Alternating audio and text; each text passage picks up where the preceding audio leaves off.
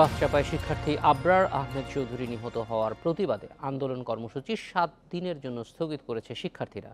আর রাজধানীর বেশ কিছু জায়গায় শিক্ষার্থীদের অবরোধে দিনভর ছিল তীব্র যানজট। এ নিয়ে কথা বলতে আমাদের সঙ্গে আছেন বুয়েটের দুর্ঘটনা গবেষণা কেন্দ্রের সহকারী অধ্যাপক কাজী সাইফুন নেওয়াজ এবং সহকর্মী রেজওয়ানুল হক।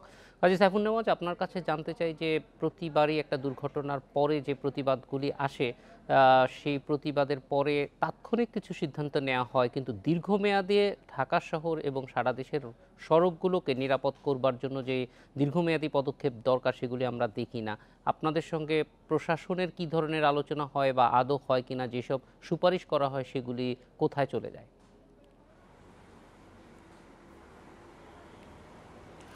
ধন্যবাদ। এটা দুঃখজনক যে আসলে কোন একটা অ্যাক্সিডেন্ট ঘটলে ওই জায়গাতে আমরা খুব কনসেন্ট্রেশন করি এবং কি করতে হবে সেটা তখন আমরা চিন্তা করি বা চেষ্টা করি, বাট বিষয়টা কিন্তু আসলে সেরকম না। কারণ হচ্ছে যে আপনার একটা অ্যাক্সিডেন্ট যখন ঘটবে, একজন ইঞ্জিনিয়ার বা একজন এক্সপার্টের দায়িত্ব হচ্ছে রাস্তার কোথায় কোথায় ঝুঁকি আছে, দুর্ঘটনা ঘটার আগেই সেটাকে চিহ্নিত করা এবং হচ্ছে সেই অনুযায়ী মেজার দেওয়া। এখন যেটা হচ্ছে, আমরা একটা ফুটওভার ব্রিজ দিচ্ছি, যদি আমি যেখানে অ্যাক্সিডেন্ট ঘটলো সেটার উদাহরণটাই দেই, যে আমরা এখন বসুন্ধরা সিটি সেন্টারে ফুটওভার ব্রিজ দিব। আচ্ছা, যদি সেটা প্রয়োজনই হয় তাহলে এটা কেন এতদিন পর্যন্ত আমরা দিলাম না?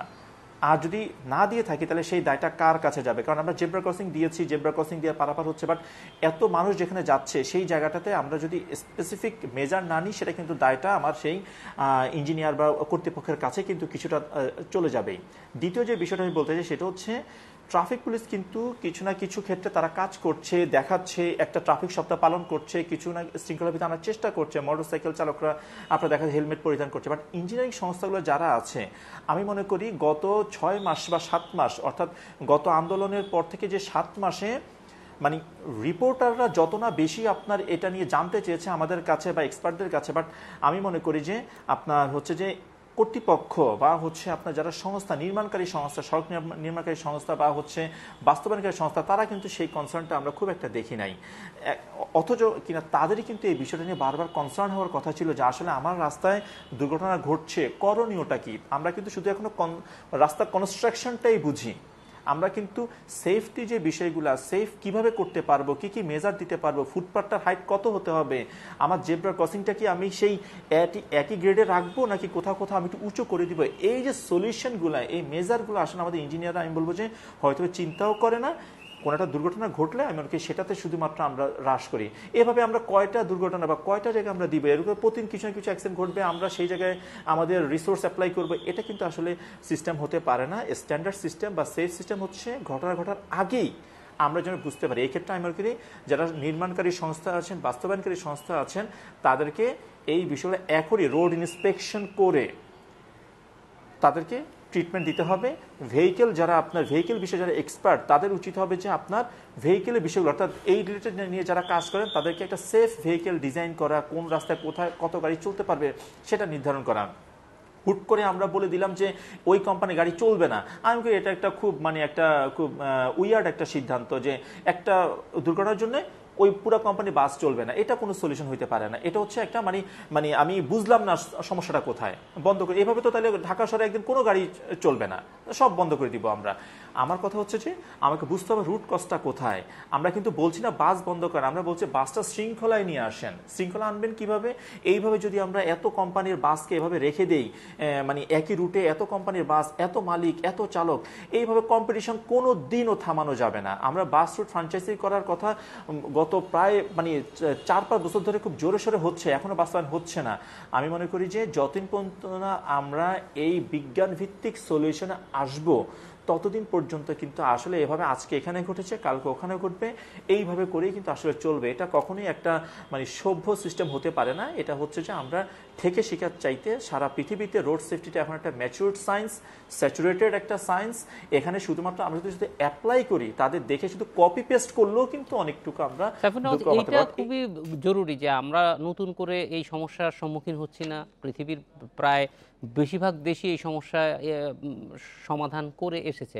আপনি যেটি বলছিলেন যে এই যে একটা সমস্যা হইলে সেটা তাৎক্ষণিকভাবে এক ধরনের আইওয়াশের ব্যাপার আছে, কারণ একটা রুট আপনি কি ভিত্তিতে তৈরি করলেন যে সেটা একদিনের নোটিশে বন্ধ করে দেওয়া যায়, এটা তো কোনো যৌক্তিকভাবে হতেই পারে না। আমরা রুটগুলি অবশ্যই পুনর্বিন্যাস হওয়া প্রয়োজন, আপনি যেটি বলছিলেন যে একটা একটা সিস্টেমের মধ্যে নিয়ে আসা। আর দ্বিতীয় কথা হচ্ছে যে ধরেন এই জায়গাটার কথাই যদি ধরা হয়, এখানে একটি ক্রসিং ছিল একটা সময়। ক্রসিংটা যখন বন্ধ করে দেওয়া হলো, তাহলে গাড়িগুলি চলাচলের ব্যবস্থা করা হয়েছে, কিন্তু সেই ক্ষেত্রে মানুষ চলাচলটাও যে একটা ওভারপাসের প্রয়োজন ছিল, সেটা এতদিন পর্যন্ত তাহলে কেন কর্তৃপক্ষের নজরে আসলো না?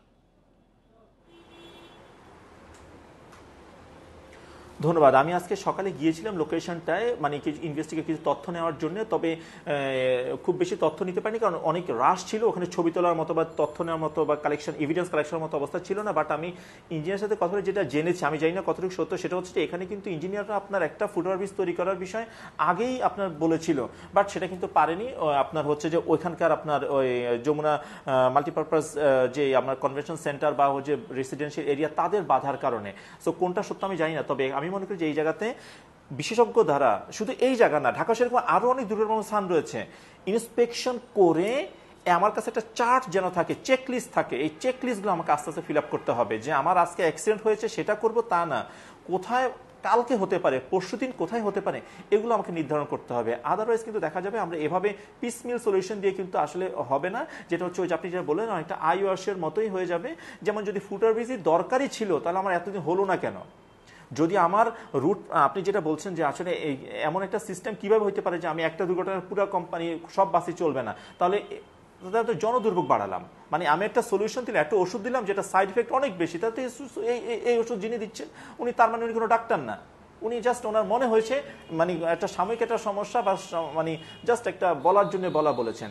এই জায়গাতে আমি বলবো যে আসলে বাস চলবে, আমাকে সেটা নিয়ন্ত্রণে আনতে হবে। যারা রুট পারমিট দিচ্ছেন, যারা আরটিসি, যারা রিজনাল আপনার ট্রান্সপোর্ট কমিটি, যারা আপনি দেখবেন ম্যাক্সিমাম এখানে কিন্তু সবচেয়ে বেশি প্রাধান্য থাকে মালিকদেরই। কাজী সাইফুন নেওয়াজ, আপনার কাছে ফিরে আসবো। আরটিসি নিয়ে আরেকটু বিষয় জানার আছে, একটু সহকর্মী রেজওয়ানুল হকের কাছে যাব।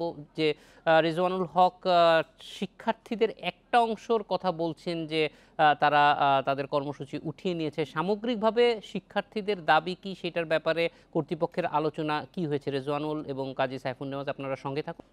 রেজওয়ানুল হক, আপনার কাছে জানতে চাই যে কর্মসূচি প্রত্যাহার হয়েছে কি কি শর্তে, এবং ছাত্রদের আর কি শর্ত আছে?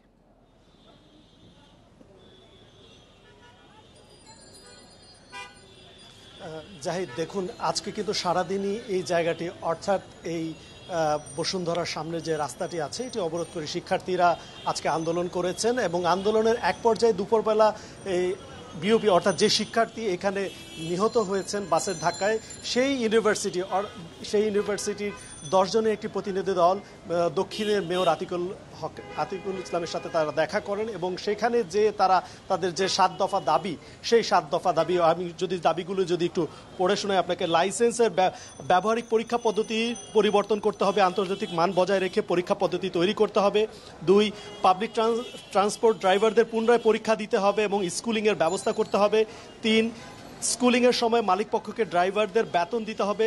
যে সকল ড্রাইভার পরীক্ষা ফেল করবেন তাদের পুনরায় স্কুলিংয়ের ব্যবস্থা করতে হবে। উক্ত সময় মালিকপক্ষকে ড্রাইভারদের বেতন দিতে হবে। 4, প্রাইভেট বাস কোম্পানিগুলোকে ট্যাক্স ব্রেক দিতে হবে, যাতে তারা ভালো গাড়ি ফিটনেস এবং ড্রাইভারদের পেছনে ব্যয় করতে পারে।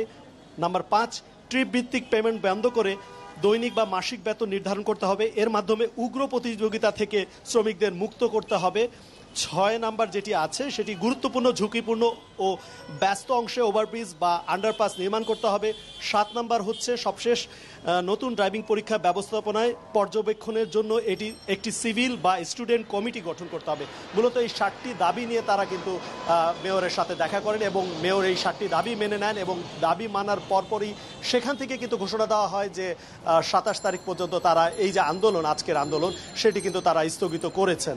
এবং সেই স্টুডেন্ট প্রতিনিধি এখানে আসেন, এখানে এসে তারা অন্য যারা আন্দোলন করছিলেন, সেই আন্দোলনরত শিক্ষার্থী, তাদের সাথে কথা বলেন, এবং সেখানে কিন্তু একটি পক্ষ তাদের এই যে আন্দোলন স্থগিতের যে বিষয়টি আছে সেটির সাথে একমত হতে পারেনি, তারা বিপরীতমুখী অবস্থান গ্রহণ করেন। আপনাকে একটি বিষয় বলে রাখি যে এই জায়গাটি আজকে যারা আন্দোলন করেছেন তারা কিন্তু একটি প্রতিষ্ঠানের শিক্ষার্থী নয়, বিওপির শিক্ষার্থী নয়। এখানে আমেরিকান ইন্টারন্যাশনাল ইউনিভার্সিটি আছেন, ইস্ট ওয়েস্ট ইউনিভার্সিটি আছে নর্থ সাউথ ইউনিভার্সিটির শিক্ষার্থীরা। তো এই সামগ্রিকভাবে এখানে যে শিক্ষার্থীরা আজকে জড়ো হয়েছেন তারা কিন্তু ভিন্ন ভিন্ন প্রতিষ্ঠানের, এবং তাদের মধ্যে কিন্তু মতবিভেদ তৈরি হয়, এবং এই মতবিভেদের ফলেই এক পক্ষ এখানে ঘোষণা দেয় যে 27 তারিখ পর্যন্ত, অর্থাৎ তাদের যে দাবিগুলো মেনে নেওয়া হয়েছে এবং দাবিগুলো পূরণ করতে যে সময়টুকু লাগে সেই সময়টুকু বেঁধে দিয়ে অন্য পক্ষ কি কালকেও তাদের কর্মসূচি চালিয়ে যাওয়ার ঘোষণা অব্যাহত রেখেছেন, নাকি তারাও এটা মেনে নিয়েছেন?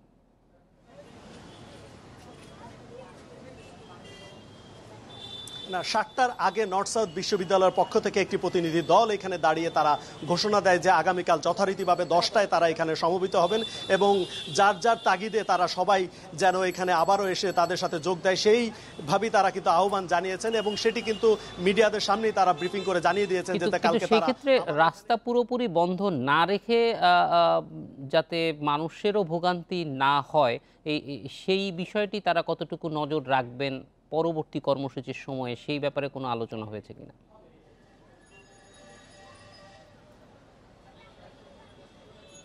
সেই বিষয়টি কিন্তু আমরা তাদেরকে প্রশ্ন করেছি যে গত 2 দিন ধরে আজকে এবং গতকালকে যারা যে আন্দোলন করেছেন এই রাস্তাটি ধরে, তাতে যে দুর্ভোগ সৃষ্টি হয়েছে এবং মানুষের যে অবর্ণনীয় দুর্ভোগ আমরা দেখেছি, ঘন্টার পর ঘন্টা বাস দাঁড়িয়েছিল, সেই বিষয়টি কিন্তু তাদের নজরে আনা হয়েছে। তারা বলছেন যে এর আগেও কিন্তু এই ধরনের ঘটনা, আপনি জানেন যে গত বছরও কিন্তু একটা বড় ধরনের শিক্ষার্থী আন্দোলন হয়েছিল, এবং সেইটি থেকেও তারা বলছে যে যে দাবিগুলো তারা জানানো হয়েছে সেগুলো কিন্তু সঠিকভাবে পূরণ হয়নি, এবং সরকারের কাছে তারা বারবার এমন দাবি জানালেও কিন্তু সেইগুলি কিন্তু সঠিকভাবে পূরণ না হওয়ার কারণে তারা কিন্তু আস্থা রাখতে পারছে না সরকারের এই যে সিদ্ধান্তগুলো কিংবা সরকারের যে দাবি মেনে নেওয়ার যে ইচ্ছা সেটির উপর তারা আস্থা রাখতে পারছে না দেখেই তারা এই আন্দোলনে তারা আবারও ডাক দিয়েছেন, এবং তারা যথারীতি তাদের আন্দোলন চালিয়ে যাবেন।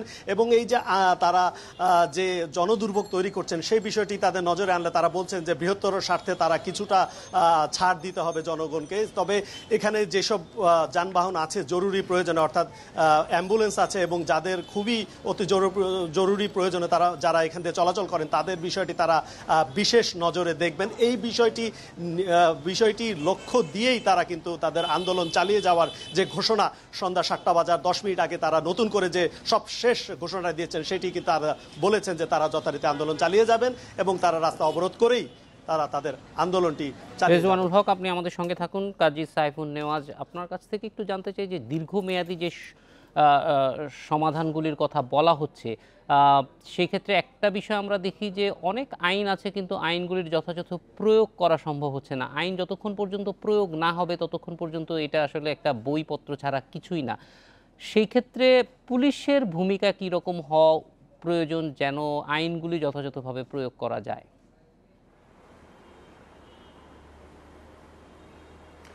ধন্যবাদ। এখানে দুইটা বিষয়, পুলিশের উপর দুইটা দায়িত্ব থাকে, একটা হচ্ছে আপনার শৃঙ্খলা, একটা হচ্ছে নিরাপত্তা। তো সাধারণত পুলিশ যে কাজটা করে থাকে, ট্রাফিক পুলিশ, যেটা হচ্ছে কাগজপত্র চেক করে বা মানে সেই হিসাবে মানে প্রচলিত আইনে তা থেকে শাস্তি দিয়ে থাকে। তো এই জায়গাতে আমি একটা বিষয়টি অ্যাড করতে চাই, সেটা হচ্ছে আপনার কাগজপত্র অর্থাৎ লাইসেন্স আছে কিনা, ফিটনেস সার্টিফিকেট, ট্যাক্স টোকেন আছে কিনা, এটা অনেকটা শৃঙ্খলার সাথে জড়িত। বাট সেফটি, একটা গাড়ি যে যাচ্ছে সে সেফ কিনা, যে চালকটা চালাচ্ছে সে সেফ কিনা, এটা কিন্তু সাধারণত পরীক্ষা করা হয় না। যেমন আমি দেখি নাই যে কোনো একজন ট্রাফিক পুলিশ থামিয়ে দেখছে যে ইন্ডিকেটরটা জ্বলছে কিনা কোনো গাড়ির, আপনি ইন্ডিকেটরটা দেখান, এটা চেকিং হয় না। আপনার ব্রেকটা ঠিক আছে কিনা, বা আপনার ওয়াইপারটা নষ্ট কেন, বা হচ্ছে আপনার হেডলাইটটার সমস্যা, আপনার হচ্ছে যে মানে হেডলাইটের মানে আপনার অন্যান্য সেফটি ফিচার ঠিক আছে, সেগুলো কিন্তু চেক করা হয় না। ইভেন যিনি চালাচ্ছে তিনি আপনার মানে মানসিকভাবে বা শারীরিকভাবে সুস্থ কিনা, সে কোনো অ্যালকোহল নিয়েছে কিনা, এই টেস্টগুলো করা হয় না। এখন দেখা যাচ্ছে যে অনেক অ্যালকোহল রয়েছে বা অনেক ড্রাগ রয়েছে যেটা রক্তের সাথে মিশে যায়। সেই জন্য দেখা যায় উন্নত বিশ্বে তারা করে কি, দেখা যায় চালককে কখনো কখনো আপনার উল্টা দিক থেকে 100 থেকে গুনতে বলে। যদি চালক আপনার কোনো ড্রাগ নিয়ে থাকে সেটা পারবে না। দেখা যায় অনেক সময় চালককে বলে আপনার উল্টা দিক থেকে 10 কদম হেঁটে আসতে রাস্তায় নেমে, এটা পারবে না। তো এই ধরনের টেস্টগুলো সাধারণত করে থাকে যে চালক কোনো মানসিকভাবে সুস্থ কিনা, সেগুলো ড্রাগ নিয়েছে কিনা, সেই বিষয়গুলো চেক করার জন্য। আর গাড়ির সেফটি ফিচার চেক করতে হয় যে নিরাপদ, এই গাড়িটা আপনার কোনো দুর্ঘটনা ঘটাবে কিনা। আপনি দেখবেন আমাদের ম্যাক্সিমাম বাসের ইন্ডিকেটর হচ্ছে আপনার একেবারে বাসের উপরে, অথচ স্ট্যান্ডার্ড হচ্ছে আপনার গ্রাউন্ড লেভেল থেকে আপনার 4.5 ফিট উপর পর্যন্ত আপনি রাখতে পারবেন ইন্ডিকেটর। এখন যে ইন্ডিকেটরগুলো দিচ্ছে, অনেক গাড়ি ইন্ডিকেটর নাই, যেগুলো আছে সেগুলো হচ্ছে একেবারে উপরে ইউজলেস। তো এই জায়গাতে আমি বলবো যে আমাদের কাগজপত্র দেখতে হবে, স্বাভাবিক, এটা শৃঙ্খলার জন্য জরুরি। পাশাপাশি পুলিশ যদি এই বিষয়গুলো চেক করে যে এই গাড়িটা নিরাপদ কিনা, তার ব্রেক, ইন্ডিকেটর, ওয়াইপার, টায়ার ঠিক আছে কিনা, টায়ারটা দেখা যায় অনেক মসৃণ হয়ে যায়, চেঞ্জ করে না, পুরাতন টায়ার, ব্রেক করলে ধরে না, স্কিড করে, এই বিষয়গুলো আমাদেরকে ট্রাফিক পুলিশে চেক করতে হবে এবং আইনটা ওই জায়গাতেই বেশি করে প্রয়োগ করতে হবে। আদারওয়াইজ কিন্তু সাইফুল নেওয়াজ, রেজওয়ানুল হক, আপনারা সঙ্গে থাকুন। সড়ক দুর্ঘটনা নিয়ে কথা বলতে আমাদের সঙ্গে আছেন বুয়েটের দুর্ঘটনা গবেষণা কেন্দ্রের সহকারী অধ্যাপক কাজী সাইফুন নেওয়াজ এবং সহকর্মী রেজওয়ানুল হক। কাজী সাইফুন নেওয়াজ, আপনার কাছ থেকে যেটি জানতে চাচ্ছিলাম যে দীর্ঘমেয়াদে সমাধানের ক্ষেত্রে যেই কাজগুলি দ্রুত করা সম্ভব, নিশ্চয়ই একসঙ্গে অনেক কিছু সম্ভব না, কিন্তু যেগুলি দ্রুত করা সম্ভব সেগুলির ক্ষেত্রে প্রায়োরিটি ঠিক করা যায় কিভাবে?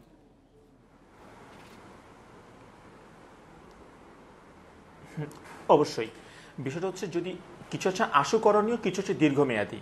তো দীর্ঘমেয়াদী কথা যদি আমি বলি, অর্থাৎ যেটাতে আমি মানে একটা সাস্টেনেবল সলিউশন পাবো, সেটা হচ্ছে প্রথমত ঢাকা শহরের জন্য যদি বলে থাকি, ঢাকা শহরের সমস্যা হচ্ছে মানে যানবাহনের বা গণপরিবহনের বেপরোয়া আচরণগুলো, এটা কিন্তু গতি বেশি বাড়াতে পারে না ঢাকা শহরে। যেটা হয় আপনার তারা একজন একজনের সাথে যাত্রীর জন্য আপনাদের প্রতিযোগিতা করে থাকে। তো এটার জন্য আগেই যেটা বলেছি বাস রুট ফ্র্যাঞ্চাইজি। আর মহাসড়কের ক্ষেত্রে যদি আমি বলে থাকি, সেটা হচ্ছে আপনার মহাসড়কের বড় সমস্যা হচ্ছে আপনার গতি, স্পিড। এখানে দেখা যাচ্ছে তারা স্পিড গেইন করছে খুব দ্রুত, তারা ওভারটেক করছে দ্রুত।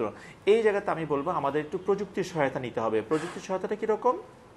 হাইওয়ে পুলিশ দিয়ে আমি কিন্তু চাইলেই মানে আমি প্রতি বিভিন্ন পয়েন্টে পারবো না, এটা অনেক মানে খুব একটা সময় সাপেক্ষ এবং খুব কষ্টসাধ্য ব্যাপার। যেটা করতে হবে আমাদের, সারা বিশ্ব যেটা করে সেটা হচ্ছে আপনার মহাসড়কে কিছুদিন পরপর আমার স্পিড ক্যামেরা থাকবে, নট সিসিটিভি, স্পিড ক্যামেরা, যেটা কিনা আপনার কোনো গাড়ি যদি আপনার তার স্পিড লিমিটটা ভায়োলেশন করে, অটোমেটিক ওই গাড়িটা ডিটেক্ট হয়ে যাবে। কারণ হচ্ছে আমাদের এখন RFID ট্যাগ লাগানো আছে গাড়িতে, ফলে ডিটেক্ট হয়ে যাবে। একজন মনিটরে বসে কিন্তু এই 1000 কিলোমিটার বা 2000 কিলোমিটার রাস্তা কিন্তু এরকম 20টা মনিটরে সে কিন্তু এটা রেগুলার ভিজিলেন্স করবে। কোনো গাড়ি যদি আপনার ওভারটেক করে, সেটাও কিন্তু আপনার চলে আসবে। এখন সেকেন্ড বিষয়, যদি কোনো গাড়ি অ্যাক্সিডেন্ট করে, দেখা যায় আমাদের মহাসড়কে কিন্তু দিনের বেলা যেরকম একটা ভিজিলেন্স থাকে, একটা আনলিট রোডে একটা রাত 2টা 3টায় কিন্তু একটা দুর্ঘটনা ঘটলে কিন্তু সাপোর্ট পাওয়াটা খুব ডিফিকাল্ট হয়ে যায়। আর খারাপ আবহাওয়ার কথা বাদে দিলাম, খারাপ আবহাওয়ায় কিন্তু ভিজিলেন্সটা একেবারেই থাকে না পুলিশের। তখন কিন্তু আপনি ওই ক্যামেরার মাধ্যমে ডিটেক্ট হয়ে যাবে, একজন কন্ট্রোল রুমে বসে দেখবে, সেক্ষেত্রে ইমিডিয়েট আপনার নিকটস্থ যেটা কনসার্ন আপনার হাইওয়ে পুলিশ এবং ফায়ার সার্ভিস, এই দুজনকে মেসেজটা দিয়ে দিবে, তারা এসে দ্রুত রেস্কিউ করবে। এই সিস্টেমটা খুব জরুরি। আরেকটা ইম্পর্টেন্ট বিষয় হচ্ছে আমাদের যেটা বড় সমস্যা, ক্যাজুয়ালিটিকে নিয়ে আমরা কিন্তু ট্রিটমেন্ট দেওয়ার ক্ষেত্রে একটা ডিলে হয়ে যায়। কারণ হচ্ছে আপনার হসপিটালগুলো সাধারণত রোড অ্যাক্সিডেন্ট ভিকটিমকে নিতে চায় না, কারণ হচ্ছে আপনার এখানে কিছু প্রশাসনিক তাদের একটা ঝামেলা পোহাতে হয়। বাট এটা নির্দেশনা দিতে হবে যে আপনার সড়ক দুর্ঘটনা ঘটলে ওই ক্যাজুয়ালিটিকে যে কোনো হসপিটাল, সরকারি বেসরকারি, তাদেরকে দ্রুত জরুরি সেবাটা দিতে হবে। এটা নিশ্চিত করতে হবে। হসপিটালগুলো, ট্রমা সেন্টারগুলোকে আপনার অ্যাক্টিভ করতে হবে এবং তাদের সক্ষমতা বাড়াতে হবে, যাতে কিনা আমরা দুর্ঘটনা ঘটার পরে আহত ব্যক্তিকে দ্রুত ট্রিটমেন্ট করতে পারি। একটা ধারণা দিতে পারেন যে স্পিড ক্যামেরাগুলি কতটুকু খরচ সাপেক্ষ? ধন্যবাদ।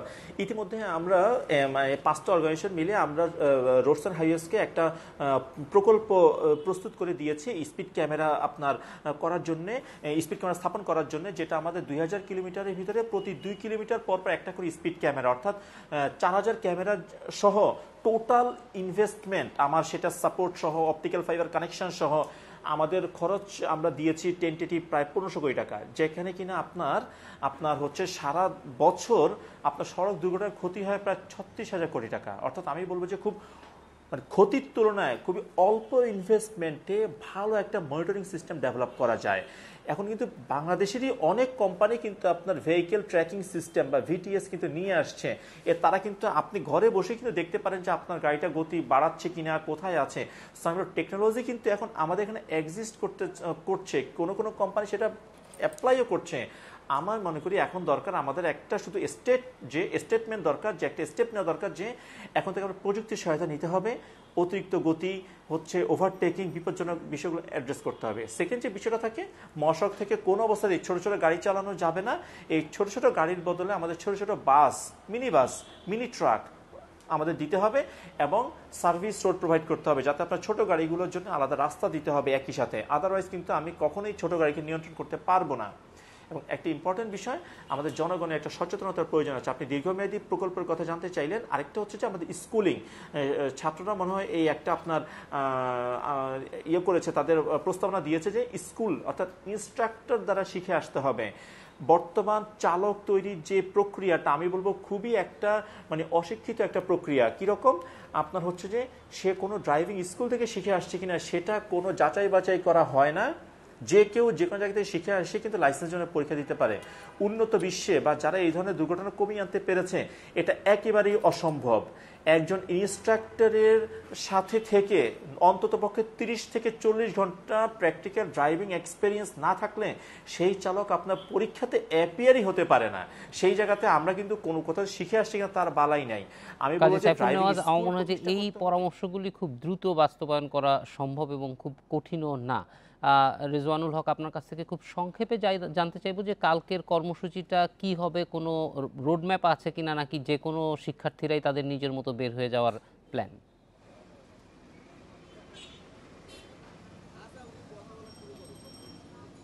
দেখুন জাহিদ, এখানে যে সবশেষ যে প্রেস ব্রিফিং করা হয়েছে সেখান থেকে আমরা দেখেছি যে শিক্ষার্থীদের মধ্যে যথেষ্ট দ্বিধা বিভক্তি রয়েছে। তারা এক পক্ষ মানছে, আরেক পক্ষ মানছে না। তবে যেই কমিটি, অর্থাৎ শিক্ষার্থীদের একটি অংশ কমিটি হয়ে যেটি মেয়রের সাথে কথা বলে এসেছেন, যে সিদ্ধান্ত তারা নিয়ে এসেছেন, তাদের মধ্য থেকেও কিন্তু এক ধরনের আস্থাহীনতার অভাব, আস্থাহীনতা আমরা দেখেছি। যে তারা শিক্ষার্থীদের বোঝানোর চেষ্টা করছে যে আমরা 7 দিনের জন্য সময় দিই সরকারকে, কিন্তু আরেকটি পক্ষ বলছে যে এর আগে কিন্তু এরকম সময় দেওয়া হয়েছিল এবং সময় দেওয়া হলেই খুব সঙ্গত কারণেই আসলে বিশ্বাস রাখা খুব কঠিন, কারণ এরকম ঘটনার পরে নানান ধরনের প্রতিশ্রুতি দেয়া হয় কিন্তু সেটা আমরা বাস্তবায়ন করতে দেখি না। আমার মনে হয় যে এই ক্ষেত্রে এই বিশ্বাসটা আনার চেষ্টা করবেন যারা দায়িত্বে আছে। রেজওয়ানুল হক, কাজী সাইফুন নেওয়াজ, আপনাদের অনেক ধন্যবাদ আমাদের সঙ্গে যোগ দেওয়ার জন্য।